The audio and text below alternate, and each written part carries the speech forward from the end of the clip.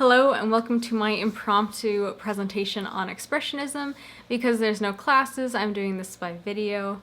So what I'm going to do is I'm going to follow the plot of the PowerPoint. I'm going to put the pictures up in this space, but I'm not going to put the slides up.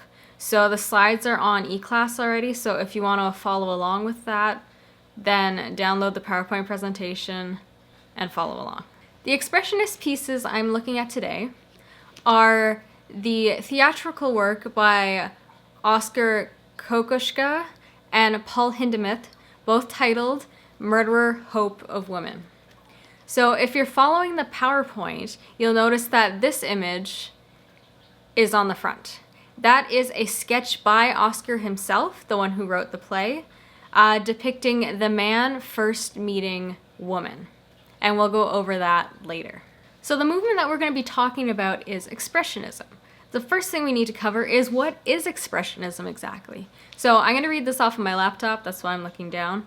But according to Encyclopedia Britannica, Expressionism is an artistic style in which the artist seeks to depict not objective reality, but rather the subjective emotions and responses that objects and events arouse within a person.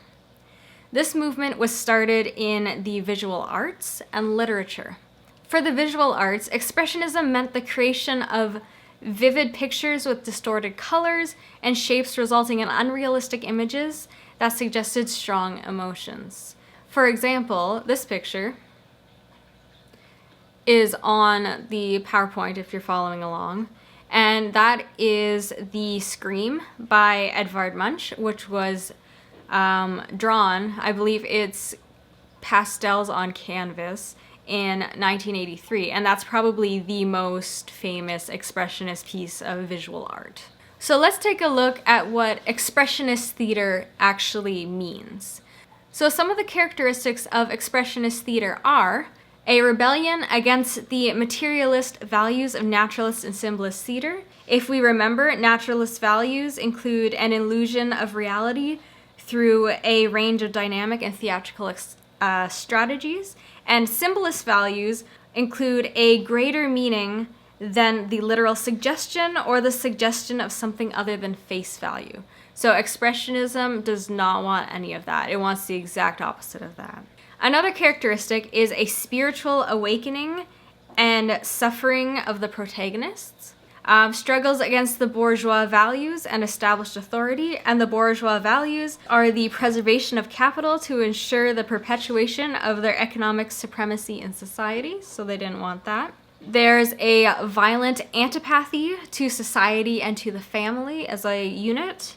There's intense subjectivism, and subjectivism is a lack of an external or subjective truth, so the opposite of objectivism, which is an unbiased truth. There's a powerful lyricism that takes precedence over plot and character, and there is a lack of psychological delineation resulting in type characters and symbolic abstractions. So, some context for the play. The play takes place against a mythic background of knights and maidens as a man and woman face each other. They speak in hysterical, almost incomprehensible phrases that quickly lead to instinctive hatred and violence. The man has woman branded with a hot iron, whereupon woman stabs him and has him shut in a cage.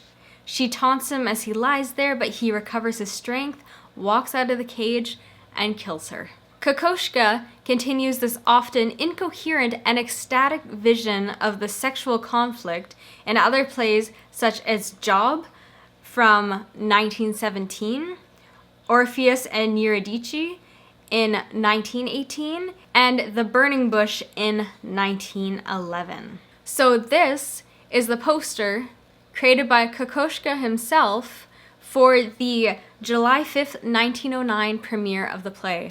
As you can see, even in the way that the poster itself looks, it's very colorful but also disturbing, which, again, because Expressionism is rooted in emotion and vibrant colors, I feel like this fits well with the theme of the play in regards to expressing an expressionistic ideals of this artist. A quick summary of the play.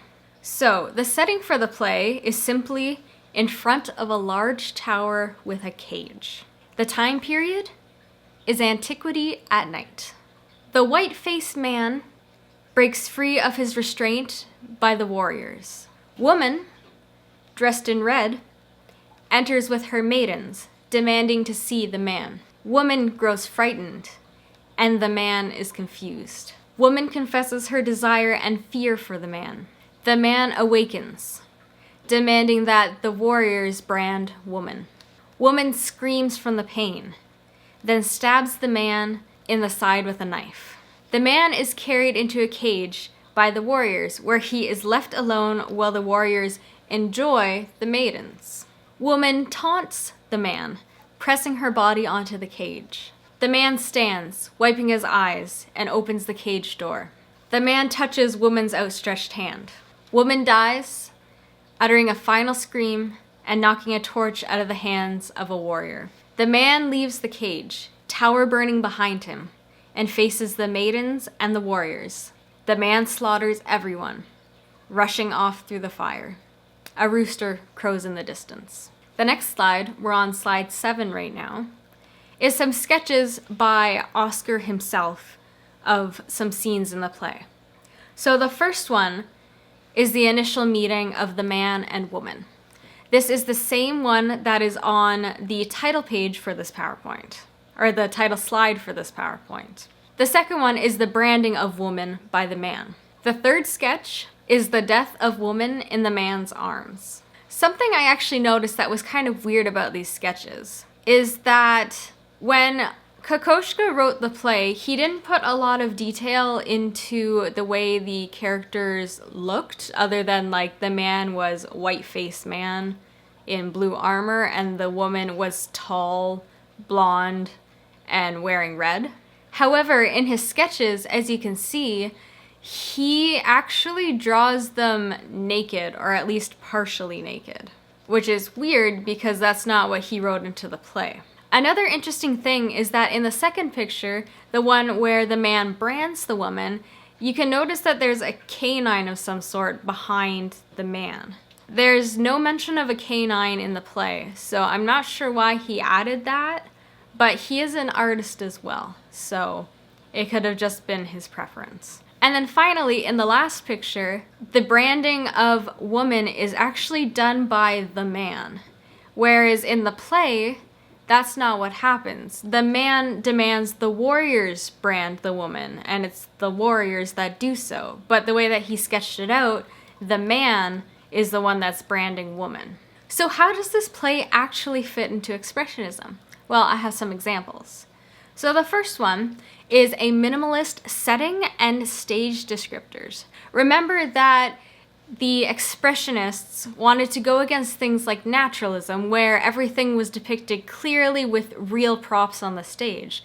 So instead, for this play, it's just a cage with a tower and antiquity. The stage description that I pulled from the English translation of the play itself states night sky, tower with large red iron grille as door, torches the only light, black ground, rising to the tower in such a way that all the figures appear in relief. That's the whole set description. And again, in regards to the time period, it just states antiquity. There's no mention if this is during like medieval times. Are we talking about the Renaissance, the classical period? Are we talking about the Greeks? I'm not sure. All I know is that it's some point in the far past. The second expressionist characteristic that this play embodies is the vague descriptions and vague names of the characters. So for the man, that's his character name is the man. His description is blue armor, white face, kerchief covering a wound, with a crowd of men. That's all we know about him. The woman, which is actually not the woman, but it is just woman. Red clothes, loose yellow hair, tall. That's all we have. Some other characters besides the man and woman are warriors, maidens, first girl, first man, first female attendant. As you can see, there is no names, there's no proof of some sort of relationship. And as I mentioned when I was going over the characteristics of Expressionism, there is some disdain for family and society. So the way that Kokoschka wrote this, there is no indication of any sort of relationship between these people. The next characteristic I want to talk about is the stereotyping of characters. As I mentioned, type characters and just characters that kind of embody stereotypes are partial to Expressionism. So, the man and the warriors are portrayed as savage, and the quote I pulled, or two quotes I guess, are, "He tortured animals to death, killed neighing mares by the pressure of his thighs, and he walks straight towards them, kills them like mosquitoes, and leaves red behind." Both of those quotes are in relation to the man, and they are both very violent. He's killing animals with his legs, and he is just wiping out a whole crowd of people like mosquitoes. To contrast this, the woman and the maidens are portrayed as sexual beasts that need to be tamed. In contrast to this, woman and the maidens are portrayed as sexual beasts that need to be tamed. So I noticed when I was reading through that woman is likened to various animals fairly often, and various exotic animals fairly often. So for instance, she creeps around the cage like a panther. Woman slides her arm through the bars and prods his wound, hissing maliciously like an adder. Woman covers him entirely with her body, separated by the grill, to which she clings high up in the air like a monkey. This is stereotypical because, as we've seen in other things such as even Salome, women are just very, very sexualized. And in this case, she's both sexualized and demeaned because they're comparing her to various animals. And it's not just a one-time thing, it happens constantly. So regarding woman's relationship to the man is portrayed as very violent, strong, overcoming, etc., which is stereotypical for like a man. And then the woman, again, is just portrayed as some sort of beast who can't control their emotions, who can't, like, their place in society is to be sexual. The next characteristic are violent actions and the suffering of protagonists. So we have two protagonists here. We have the man and we have woman. I guess technically you can say woman is an antagonist because she's killed, but for all intents and purposes, they're both protagonists. So for the man, obviously, one violent action is that woman stabs him in the side and then locks him in a cage. For a woman, the man demands that she is branded, which she is, and then eventually he kills her along with everyone else on the stage. This play is extremely violent. It focuses heavily on violence and suffering. So the next characteristic is the spiritual awakening of the man while in the cage. It states the man inside, breathing heavily, raises his head with difficulty. Later, moves one hand, then slowly rises, singing higher and higher, soaring. So obviously, this section begins with him passed out in the cage. However, he comes to overcome that, eventually leading to him soaring as it's described, which, you know, like higher than life. So he's overcoming this pain and this stabbing, this imprisonment, in order to rise above. Finally, this play emphasizes lyrical words over plot and character. For example, woman's first line is, "With my breath, I fan the yellow disk of the sun. My eye collects the jubilation of men. Their stammering lust prowls around me like a beast." This is not how people would normally talk.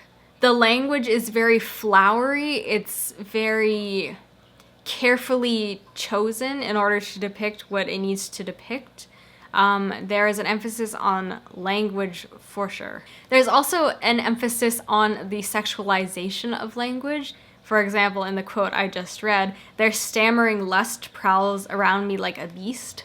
The use of the simile "like a beast" to describe the man and the warrior's lust towards women and the maidens is very powerful language, which was obviously carefully chosen to be powerful language. Because the characters are not that important, as is evident by their lack of description, lack of name, lack of overall defining characteristics, the way that the text is structured takes precedence over the way that the characters actually exist in the play, act in the play, move in the play. So I'm just going to insert what is on slide 11 in here right now. This is a film production of Murderer, Hope of Women by Kokoschka. That was directed and co-edited in collaboration with the Academy of Applied Arts, Vienna. So this rendition of the play was presented at the Kokoschka Center, aptly named, in Austria on the 28th of April 2016. It was then produced again by the same group of people on September 16th, 2016. This is the first one. So the scene I had chosen was actually the branding of the woman, because this is such a powerful scene, both through the action, the screams, but just the way that it builds up to this intense moment where the man states, like, brand her.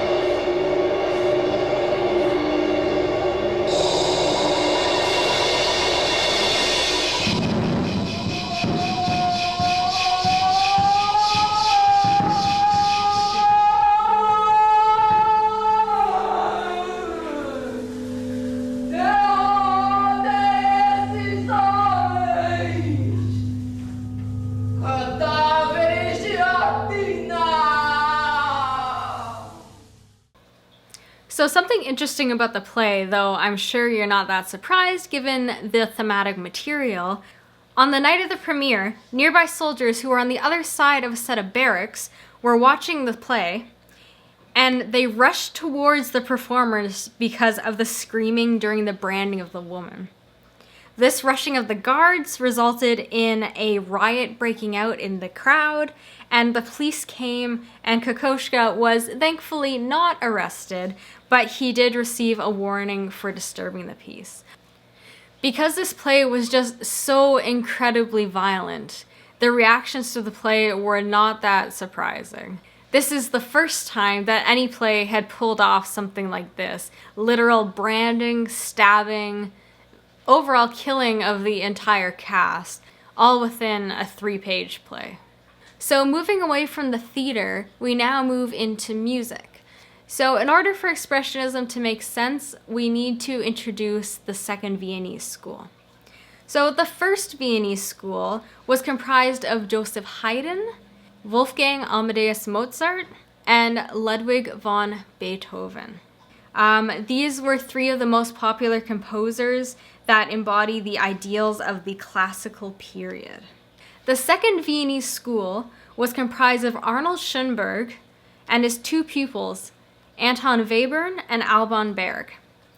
The composers in this school embody a movement away from tonal music and instead focus on changes in tonality that lean towards and eventually surpass the line between tonality and atonality. So tonality is pretty much what sounds good, what sounds pleasant to the Western ear. Atonality is a movement away from that sounding good into music that has like tension, overall just bad sounding harmonics. So some famous works by the composers in the Second Viennese School. Arnold Schoenberg's Perrault Lunaire from 1912 is probably his most famous work. And we looked at another Schoenberg work, but if you haven't listened to Perrault Lunaire, that's pretty much like the go-to Schoenberg work. Berg's opera Wojciech, which was written between 1914 and 1925, and Webern's Five Pieces for Orchestra, written in 1913.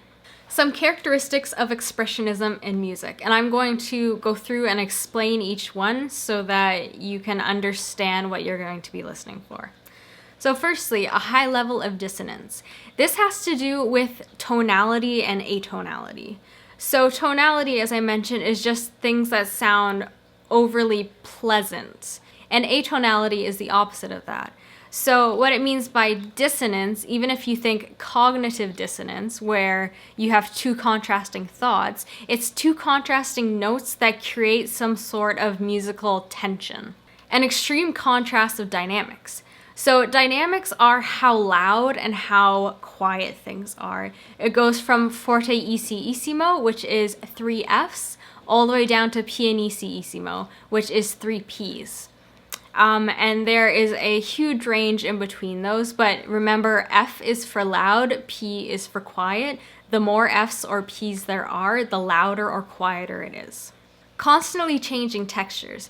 So the way that this is described to students in Music 102 is thinking of fabric. So if you were to touch cotton and then describe it, you might say that it is soft and maybe breezy, light, summery. Whereas if you compared it to like a turtleneck sweater, like a wool sweater, it might be heavier, denser, perhaps plain, colorful. So music is similar. So if you think of something like Mary Had a Little Lamb versus say like Beethoven's Fifth. Beethoven's Fifth is going to be a lot more dense because it is an orchestral piece. There's a lot of instruments playing, a lot of different parts. Whereas if someone was singing a single line in Mary Had a Little Lamb, you're dealing with a very, very thin melodic line. Distorted melodies and harmonies. So a melody is the way that music moves on a single plane. So again, if you were to sing Mary Had a Little Lamb, that's a melody. A harmony would be if you take the melody for Mary Had a Little Lamb and you added another voice underneath.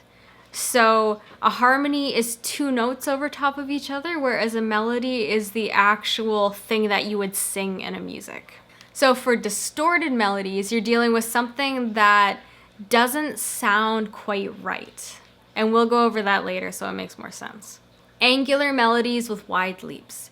So obviously there's a lot of notes in the musical language. So for wide leaps, the distance between notes, like in regards to how many lines and spaces in between each note, tells you how big of an interval it is. And an interval is something from one note to another note. So an angular melody, regularly melodies flow in phrases that kind of have an arcing motion.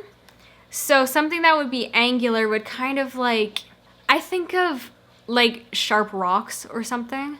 So it's moving in a way that's kind of jagged. It's not a nice arc. It has sharpness to it. Extremes of pitch. So pitch is the actual location of the note on the staff. So if you were to look at a treble clef, the closer the notes are to the bottom of the staff, the lower they are, and the closer they are to the top of the staff or above the staff, the higher they are. And then finally, a cadence. A cadence is like a proper ending. So it's a logical point where music would end and it makes that line sound complete. So in the case of expressionist music, there are no cadences. So to quickly review, some characteristics of expressionism in music are a high level of dissonance, extreme contrast of dynamics, constantly changing textures, distorted melodies and harmonies, angular melodies with wide leaps, extremes of pitch, and a lack of cadences.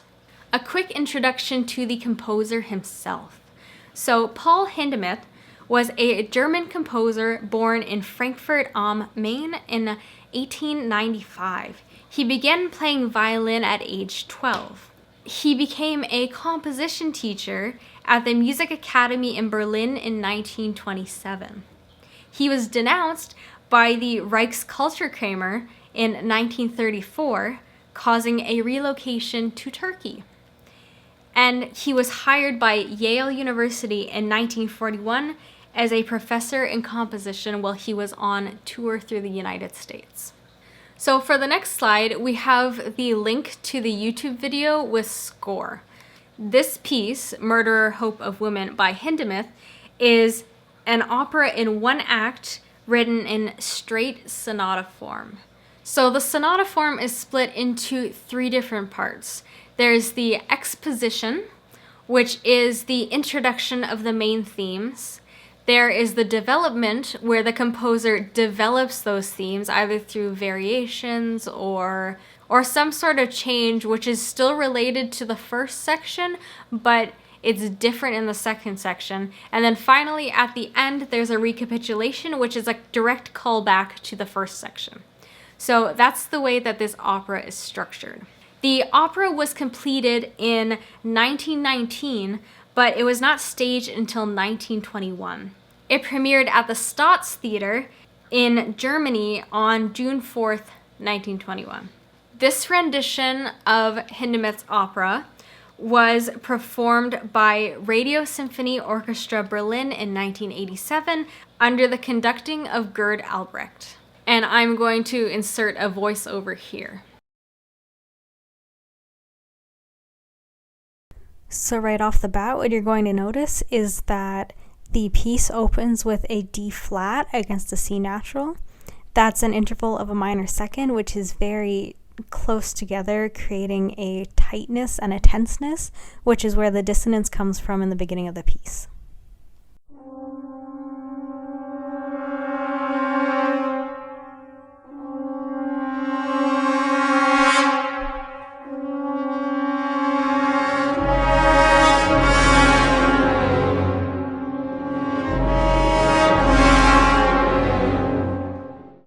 The next clip I have shows the extreme contrast in dynamics.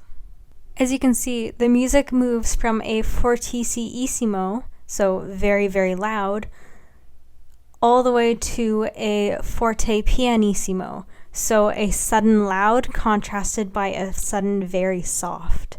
And this continues through the next section.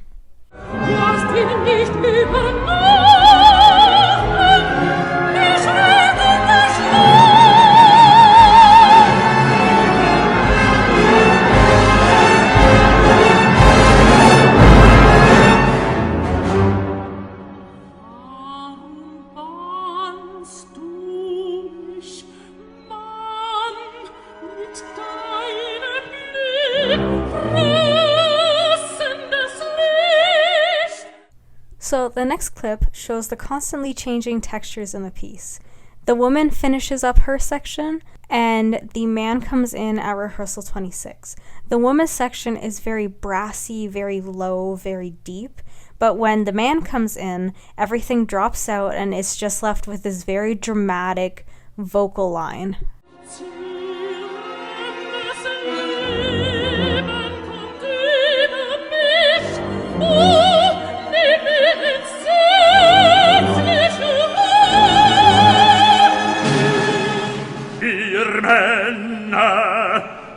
nennt ihr mein Zeichen mit heißem Eisen ins rote Fleisch. The next clip shows the wide leaps and the angular structure of the melody. You can see, even just from looking at the score itself, the way that the notes have large spaces in between them, and the way that the melodic line moves is actually somewhat jagged looking, which is reflective of how it sounds.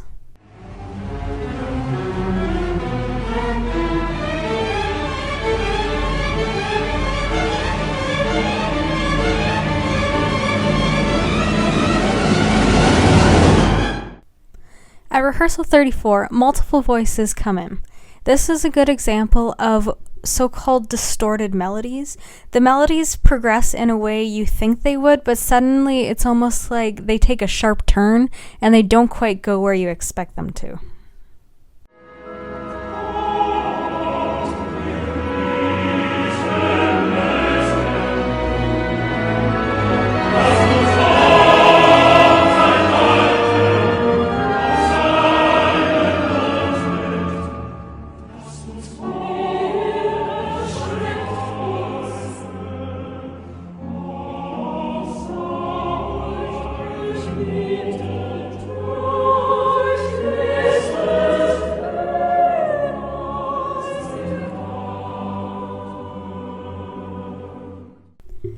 This section shows extremes of pitch.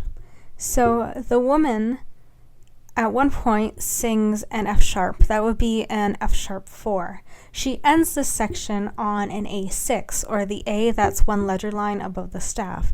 That is over an octave in between the lowest note and the highest note.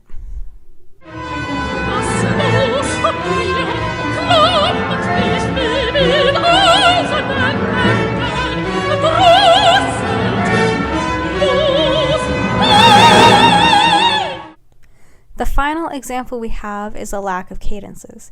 Because a cadence is an ending, you would expect that when a character is finished, they would have some sort of musical indication that this is the last thing that they would be singing.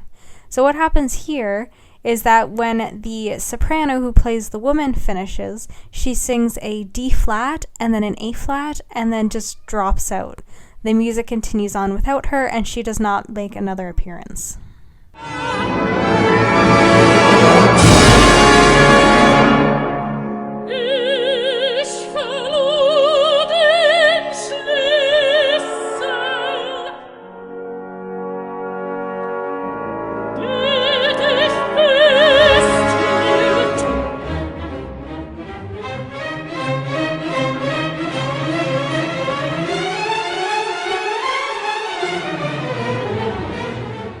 So, as you just heard and watched, Murder, Hope of Women by Hindemith embodies a lot of the characteristics that came with Expressionism in music. In fact, it embodied every single one that I listed initially.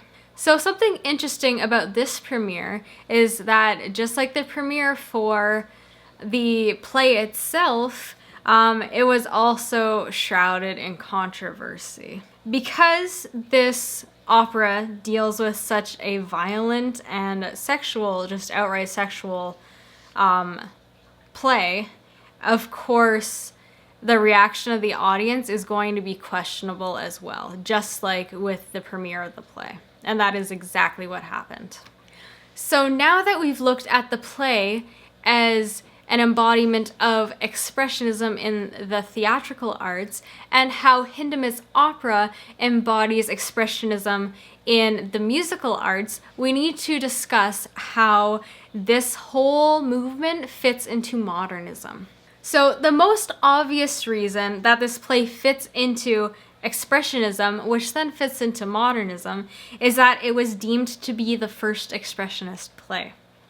Because modernism involves the creation of something new that directly goes against the old, this play spearheaded a movement that was based on just that. Of course, because one Expressionist play was written, more plays that embody the same ideals soon followed. This movement was new because it involved the crossing of the arts. Kokoschka, who was a painter by trade, also dabbled in poetry and also wrote this timeless drama. This was modern because artists were not confined to a single art, and instead they could dabble in whatever medium they felt was necessary in order to express what they had to express. There's Eros's manifestation of pure aggression. Eros was the Greek god of love. And of course, you don't think pure aggression when you're talking about love. However, for the expressionists, that's exactly what you think. Death is not something that the lovers surrender to, but instead, they inflict pain onto each other in the bitterness and aggression of passion. So, aggression is paired with the idea of passion and love. A primitive, athletic aggressiveness as apparent from the visual and verbal language. This play is primitive in that it takes place in antiquity, but it's also primitive in that it embodies a powerful and deadly movement. This is apparent through the motion of the branding, the motion of the stabbing, and the final conclusion of the slaughtering of everyone. There is a creation of a new language by Kokoschka. Kokoschka's new language is filled with aggression and violence, as we had mentioned, but also the pitting of man and woman, male and female, against each other. As was mentioned before, this is apparent in some of his other plays as well. So there's also the treatment of the body as a voice of the psyche. So the way that Kokoschka uses the body is that it's a tool to express the thoughts of the psyche. So you're using a body to express the inner workings of the mind. The thoughts of the characters are expressed not only through the words that they speak, but the strong physical action that corresponds with each sentence they say. Finally, this play is both expressionistic and modernistic because of its evocation of emotion from the audience. The emotion that Kokoschka writes into this drama is not only contained by the actors and Kokoschka himself, but it appears through the reaction of the audience as well. Expressionism involves entwining emotion with art, but this expressionist drama was important in that it also caused such a primal emotional reaction from all that viewed it as well. Anyways, that concludes my presentation on expressionism.